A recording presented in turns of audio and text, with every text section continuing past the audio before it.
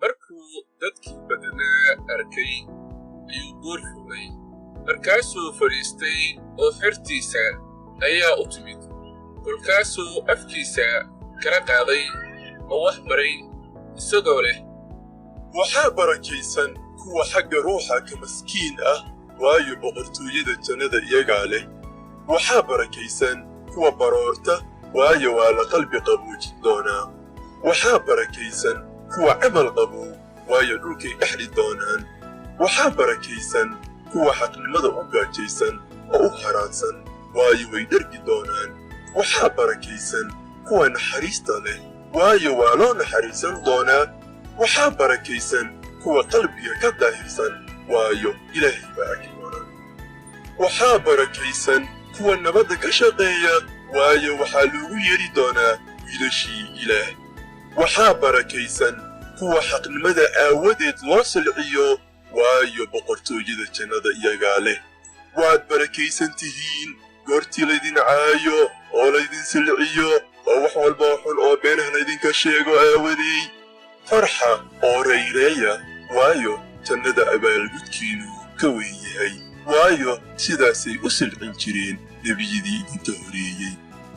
idinku waxaad tihiin cusbadii dhulka laakiin haddii cusbada dhadhan beesho maxaa lagu cusbeenayaa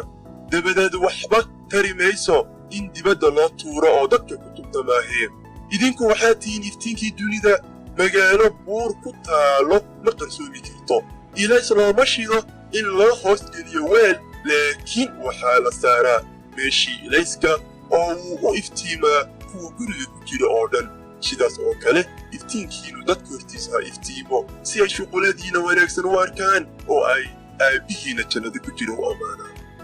ha u malaynina inaan u imid inaan sharciga ama qorniinkii nebiyada baabi'iyo umaan imaanin inaan baabi'iyo laakiin waxaan u imid inaan wada oofiyo runtii waxaan idinku leeyahay intaan cirka iyo dhulka idlaan xarab ama dhibic keliya ka idlaan mayso sharcigii ilaa ay wada noqdaan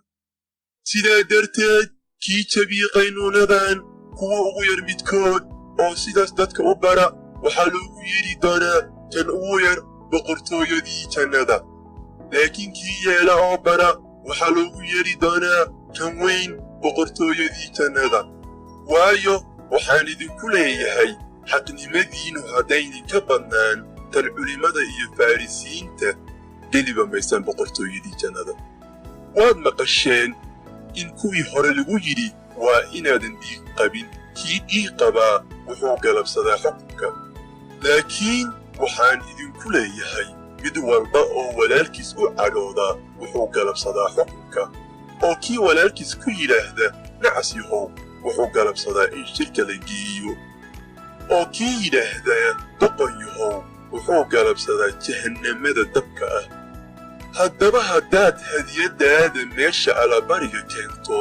oo meeshaas aad ku xusuusatid in walaalkaa wax kuu haysto hadiyaddaada ku dhaaf meeshii allabariga hortiida tag oo horta walaalkaa la soo heshii dabadeed kaalay oo hadiyaddaada bixi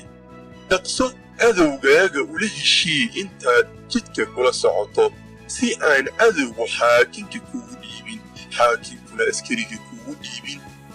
oo xabsi lagugu tuurin runtii waxaan kugu leeyahay halkaas ka soo bixi maysid ilaa aad siisid beesada ugu dambaysa waad maqasheen in la yidhi waa inaadan sinaysan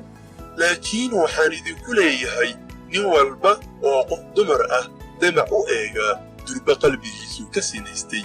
haddii ishaada midig ku xumayso iska bixi oo iska tuur waayo waxaa kuu wanaagsan in xubnahaaga idkaa lunto intii jidhkaaga oo dhan jahannamada lagu tuuri lahaa gacantaada midig haddii ku xumayso iska jar oo iska tuur waayo waxaa kuu wanaagsan in xubnahaaga midkaa lunto intii jidhkaaga oo dhan jahannamada geli lahaa waxaana la yidhi kuwaada kii naagtiisa furaa warqaddii furniinka ha siiyo laakiin waxaan idinku leeyahay mid walba oo naagtiisa furaa sababta sinada aawadeed maahee wuxuu ka dhigayaa inay sinaysato oo kii guursadaa tii la furayna waa sinaystaa weliba waad maqasheen in kuwii hore lagu yidhi waa inaad nidaradeeda jebin laakiin waa inaad rabbiga u yeeshaa nidaradaada laakiin waxaan idinku leeyahay ha dhaaranninaba jannada ha ku dhaaranina waayo waa carshiga ilaah dhulkana ha ku dhaarannina waayo waa meeshuu cagihiisa dhigo yeruusaleemna ha ku dhaaranina waayo waa magaaladii boqorkii weynaa madaxaagana ha ku dhaaran waayo tin keliya kama dhigi kartid caddaan ama madow laakiin hadalkiinu ha ahaado